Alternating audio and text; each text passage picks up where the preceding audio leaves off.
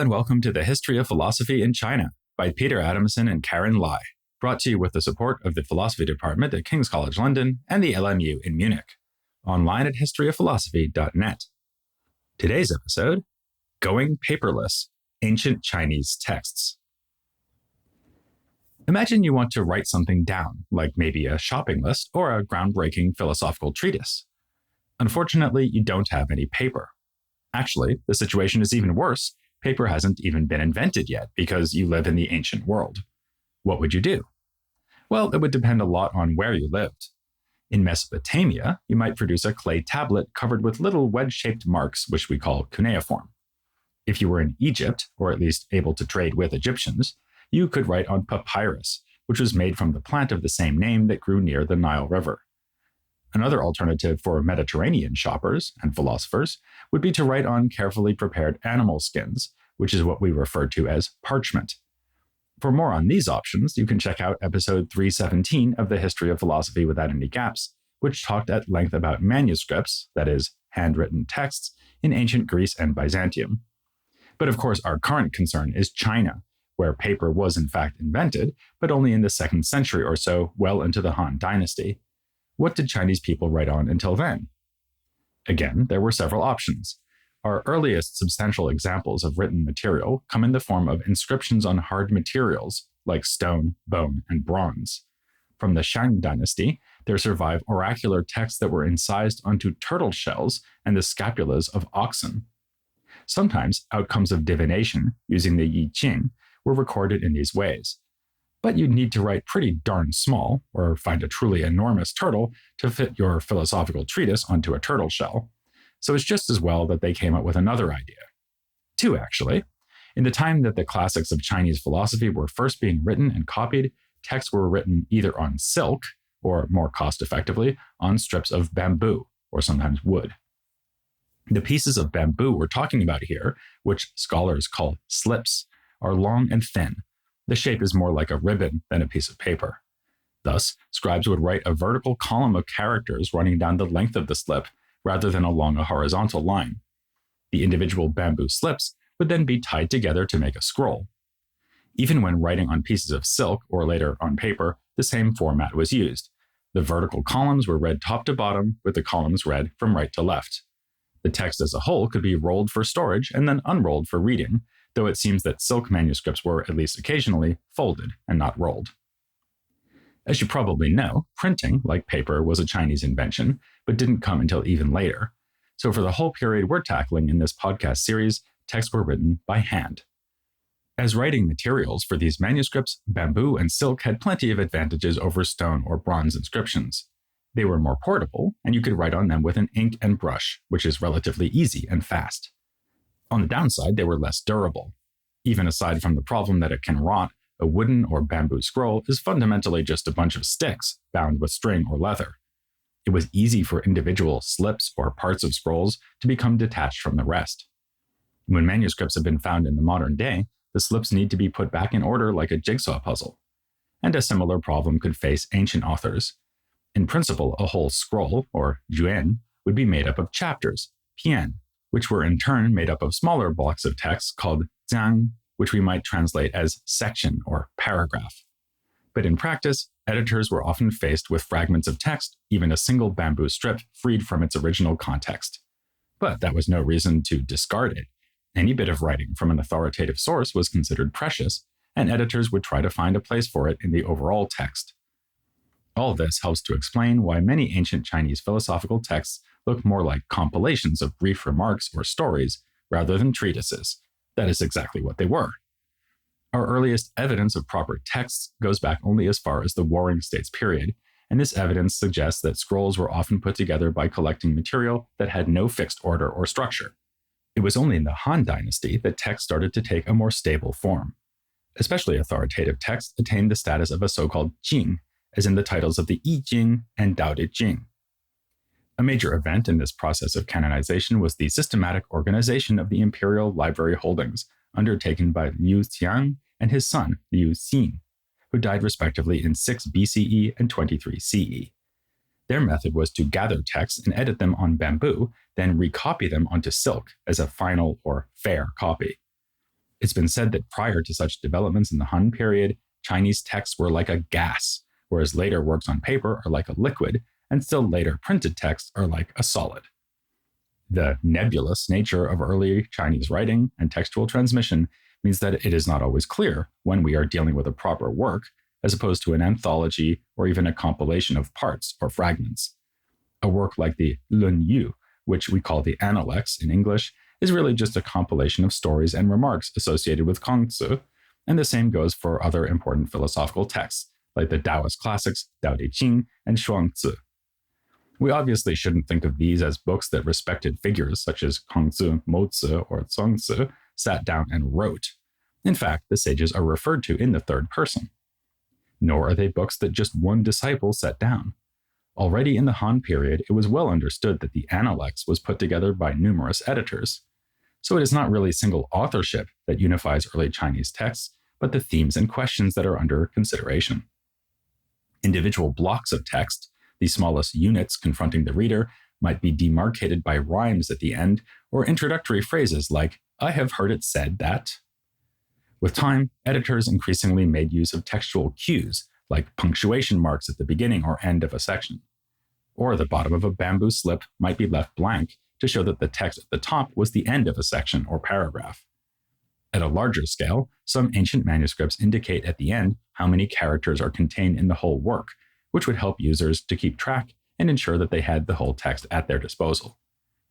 But these helpful editorial interventions should not distract us from the fact that what we call books or works may have originated as collections made up of many smaller bits of material. The mere act of juxtaposing sections of text or anecdotes and sayings, or of putting them together into a single scroll, suggested that there was some kind of unity between them. For instance, putting two originally unrelated ethical remarks next to one another would give the reader a strong steer as to how they should be interpreted.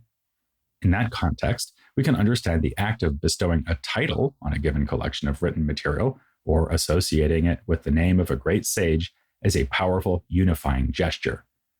As the historian Mark Edward Lewis has written, given the physical characteristics of writings, texts were invariable social creations passing through numerous hands. The notion of authorship was weak or absent.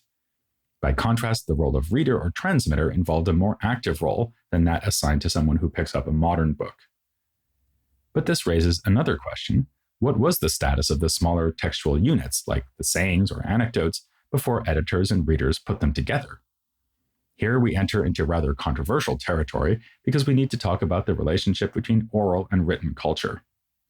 Obviously, ideas and traditions that were passed on orally through recitation and memory, rather than through manuscripts, are beyond our direct historical reach. But we can speculate that behind our oldest surviving written texts, including philosophical texts, there were what you might call oral texts. It's a process we can still engage in today.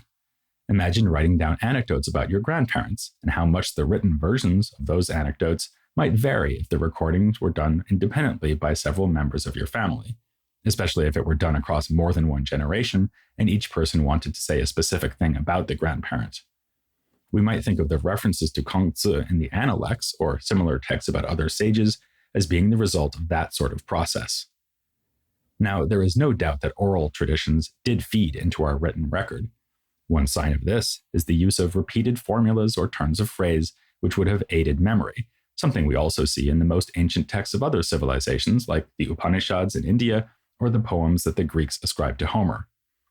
For example, in the I Ching, a text used for divination, which we've heard about in an earlier episode, there is a repeated invocation for the success of the divination, which goes Yuan Heng Li Jian. In the later Confucian tradition, the formula was given a different significance, as each of those 4 words was taken to represent a key virtue. Another striking feature of the I Ching are the line diagrams, which could have provided a way to organize and remember the divinations using visual cues. Again, that would make sense in an oral context. Furthermore, and also as in those other ancient civilizations, oral culture would only gradually have given way to a culture of writing. So for quite some time, we'd have oral and written transmission happening in parallel and influencing one another. None of this is really controversial. The trickier questions come when we try to evaluate the extent and nature of the oral transmission, especially in relation to specific texts. Some are skeptical about the extent of writing up through the Warring States period and think that up until the Qin and Han dynasties, we are mostly dealing with an oral culture. Clearly, they were writing things down in the Warring States' time, since we have manuscript evidence of that in the form of works excavated from burial sites. In fact, the so-called clerical script, standardly used by Han scholars, first emerged in the Warring States period. But one might suppose that books were still very rare, and that even the learned class would mostly have been relying on memory. Indeed, texts may first have been set down primarily as an aid to memory for people who were mostly accustomed to passing on their ideas in unwritten form. But then there is some evidence against this notion. For example, Huizi, a figure whom we'll later meet as the arguing partner of the Taoist sage Zhuangzi, is said to have produced enough words for a book collection that filled 5 carts. This doesn't need to be true, of course, but if the story was told, then it was at least found plausible in antiquity. More persuasively, there's a nifty trick that philologists can use to determine whether a text was transmitted orally or in writing. They look at errors in the text and think about whether the mistake is more likely to have come from a mishearing, as if someone dictated the name Karen to you and you wrote Karen, or from miscopying, as you might see the name Peter, misread the last 2 letters and copy it as Petal. Since we find mistakes of the latter kind in excavated texts from the Warring States period, it is clear that there was already a good deal of transmission going on from one piece of writing to another. The question of orality has played a role in debates over the genesis of individual philosophical texts, for example, the Mozi, the foundational text of Moism. As it happens, this is also one philosophical text that alludes specifically to the challenges of transmitting text in antiquity, as it remarks at one point that valuable information has sometimes been written down on metal or stone, for fear that it would be lost if recorded only on bamboo or silk. It's rather appropriate, then, that the story of its own composition and transmission should be controversial. In the 1980s, the scholar Angus Graham argued that the Mozi, as we have it, combines independent essays from 3 schools of Moists. He assumed that these schools had existed as rival groups whose contrasting interpretations were pursued in an oral context and only then written down in these sections of the Mozi. Against this, Eric Mader offered a still more complicated analysis. In an evocative analogy, he said that early Chinese texts were like loose-leaf ring binders for combining disparate materials that were already written. His own philological work on the Mozi suggested that a process of editing and compiling lay behind what looked at first like well-defined unitary sections of the work as a whole.